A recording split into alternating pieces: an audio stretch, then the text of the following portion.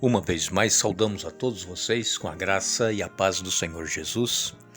Ficamos agradecidos a Deus por Ele permitir estarmos novamente juntos para estudarmos a Sua Palavra. E também somos agradecidos a todos vocês que estudam conosco a Bíblia diariamente, vocês que compartilham esses estudos, vocês que oram pelo nosso canal. E também queremos agradecer a todos vocês que nos escrevem dizendo de onde acompanham os estudos. Rogério da Silva é de Itapecerica da Serra, em São Paulo. Ivone Abreu é de Bom Retiro do Sul, no Rio Grande do Sul. Valda Oliveira é de Alexânia, Goiás. Luciana Oliveira é de Pojuca, na Bahia. Kátia Moraes é de Varginha, Minas Gerais. Isabel Stolze é de Eunápolis, na Bahia. E todos os demais que nos escrevem, agradecemos e iremos sempre mandar alô para vocês. Vamos orar? Santo Deus e Pai que estás nos céus, aqui nos encontramos diante da Tua presença, agradecidos por tudo quanto tens feito por cada um de nós. Te agradecemos pela vida, te agradecemos pelo cuidado por nós e também te agradecemos porque temos a oportunidade de estudar a Tua Palavra. Que Teu Espírito Santo esteja conosco, abrindo a mente, nos dando entendimento, nos ajudando, Pai, a fazer a Tua vontade em nossa vida. Abençoa todos aqueles que estudam conosco a Bíblia, dê vitórias nas suas lutas, nos seus problemas e que não desanimem, que perseverem, porque muito em breve nós iremos contemplar o Teu Filho amado Jesus voltando para nos buscar. Em nome de Jesus oramos. Amém.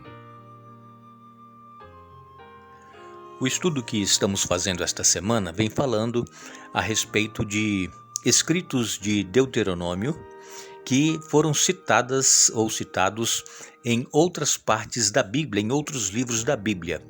Como nós já dissemos aqui essa semana, os profetas que foram usados por Deus, as pessoas que foram inspiradas pelo Espírito Santo para escrever, todas elas tinham comunhão com Deus e conheciam os escritos que existiam naquela época.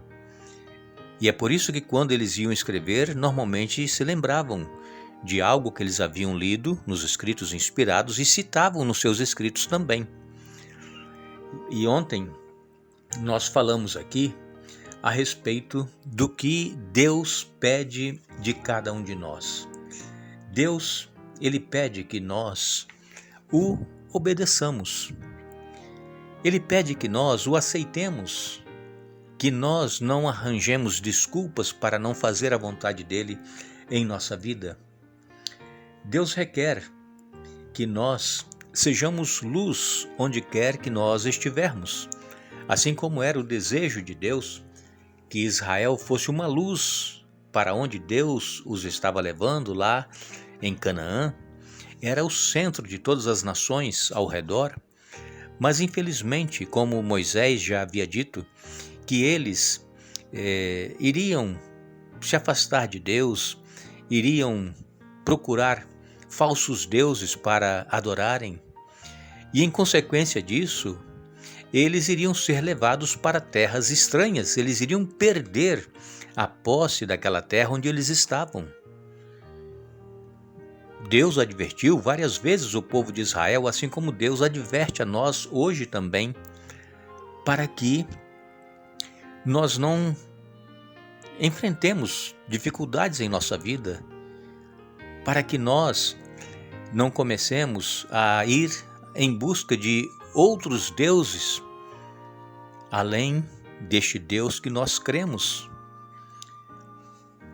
Quando o povo de Israel foi levado cativo para a Babilônia,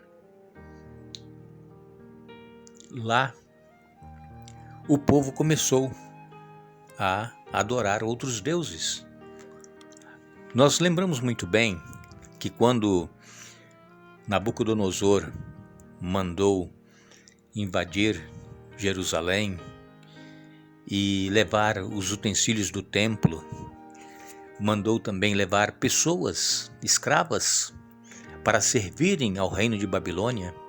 E entre esses que foram levados cativos estavam Daniel e os seus 3 companheiros. Nós conhecemos muito bem as histórias, o que se passou com eles. Daniel foi usado por Deus para trazer profecias importantes para os nossos dias que nós estamos vivendo. Os últimos acontecimentos deste mundo estão registrados no livro do profeta Daniel. E Daniel, ele tomou como propósito em seu coração, juntamente com seus 3 companheiros, não se curvarem perante os deuses de Babilônia. E eles se mantiveram fiéis. É tanto que, por causa da fidelidade deles, os 3 companheiros de Daniel foram lançados na fornalha de fogo ardente, mas Deus estava lá, Jesus estava lá dentro com eles. Eles não se queimaram. Somente a corda ou as cordas que os atavam é que foi queimada. Nem cheiro de fumaça tinha na roupa. Por quê? Porque Deus promete estar conosco nos momentos mais difíceis. É nós que não cremos. Nós precisamos mudar essa nossa atitude de não crer nas promessas de Deus. Daniel, já quase no fim da vida, foi lançado na cova dos leões. Por quê? Porque ele também se recusou a fazer aquilo que o rei estava determinando, que era não orar ao Deus verdadeiro, mas orar ao próprio rei, pedindo ao rei como se ele fosse um Deus. E como ele não obedeceu, os seus inimigos ficaram vigiando, arranjaram provas, testemunhas, levaram perante o rei, e o rei teve que lançá-lo na cova dos leões. Mas lá estava o anjo do Senhor fechando a boca dos leões, e não aconteceu nada com Daniel. Irmãos, Deus, ele promete estar conosco nos momentos mais difíceis da nossa vida. Nós precisamos confiar nesse Deus. Nós não podemos apenas dizer que cremos que existe um Deus, que ele tem poder, mas quando vem as dificuldades nós vacilarmos na nossa fé, nós não mantermos a nossa convicção. Daniel, quando ele estava lá no cativeiro, nós encontramos no capítulo 9 de Daniel uma das mais belas orações que nós temos na Bíblia Sagrada. A oração de Daniel, suplicando a Deus, confessando os seus pecados, o pecado do povo de Israel. Daniel não questionou por que o povo estava cativo. Por que Daniel não questionou? Porque ele conhecia os escritos do profeta Jeremias. Ele sabia que o povo iria passar 70 anos no cativeiro e depois Deus os libertaria novamente.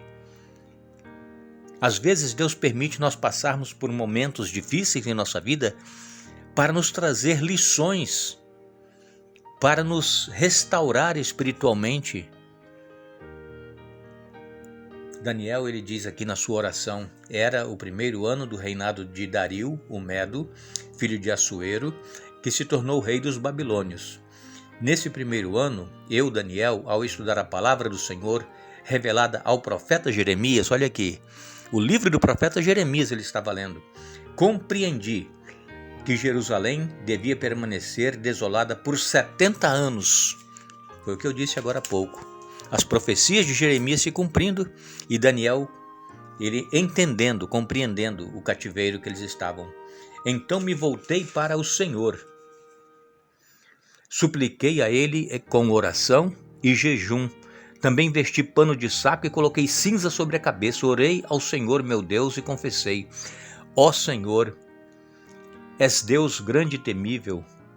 Tu guardas tua aliança de amor leal para com os que te amam e obedecem os teus mandamentos. Contudo, nós pecamos e fizemos o mal, fomos rebeldes contra ti e desprezamos os teus mandamentos e estatutos. Não demos ouvidos a teus servos, os profetas que falaram em teu nome, e nossos reis, príncipes antepassados e a todo o povo da terra. Senhor, tu és justo, mas como vês, nosso rosto está coberto de vergonha. Todos estamos envergonhados, incluindo os habitantes de Judá e Jerusalém, e todo Israel, espalhados em lugares próximos e distantes, para onde tu nos enviastes por causa da nossa deslealdade contigo. Ó Senhor, nós, nossos reis, príncipes e antepassados, estamos cobertos de vergonha porque pecamos contra ti. Mas o Senhor, nosso Deus, é misericordioso e perdoador. Embora tenhamos nos rebelado contra ele, não obedecemos ao Senhor nosso Deus, pois não seguimos as leis que ele nos deu por meio dos seus servos, os profetas. Todo Israel desobedeceu as tuas leis, desviou-se e não quis ouvir a tua voz.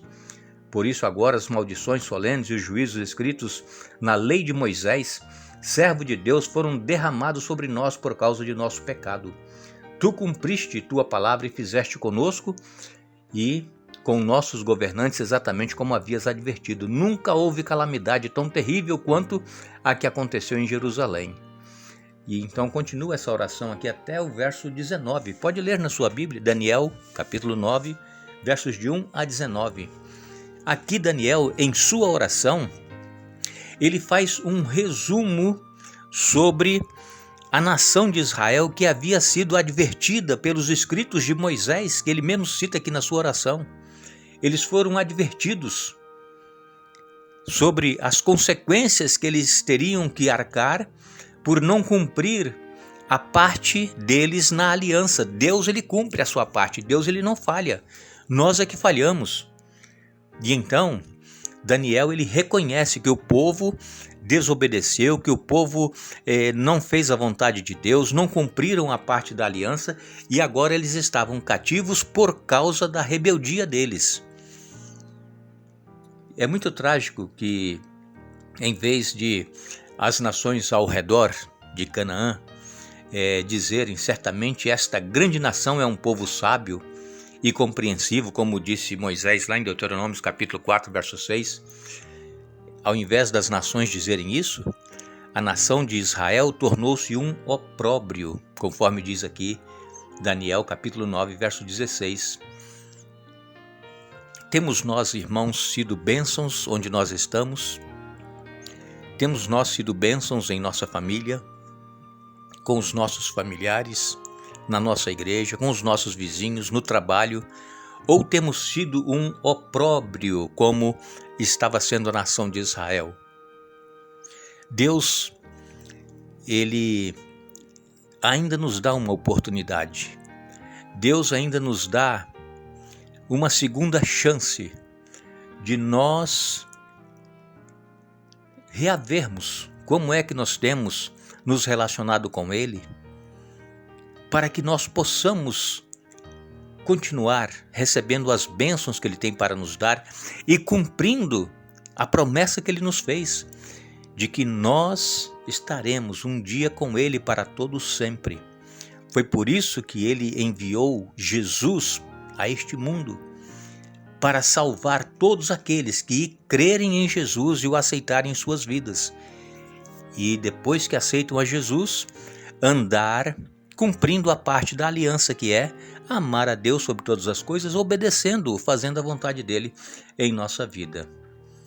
Daniel, ele não se queixou contra Deus por causa da situação que eles estavam vivendo em Babilônia, mas antes reconheceu que o pecado do povo, inclusive Daniel se coloca que ele também pecou, porque todos nós somos pecadores, e é por isso que eles estavam cativos lá em Babilônia, mas que Deus iria cumprir a profecia de Jeremias, que depois de 70 anos eles seriam libertos, e assim aconteceu. Que Deus esteja com cada um de nós, nos dê um bom dia. Se Deus nos permitir, vamos voltar amanhã para concluir o estudo desta semana. Não nos esqueçamos, Jesus, ele disse, santifica-os na verdade, a tua palavra é a verdade. João capítulo 17, verso 17. Que Deus nos abençoe.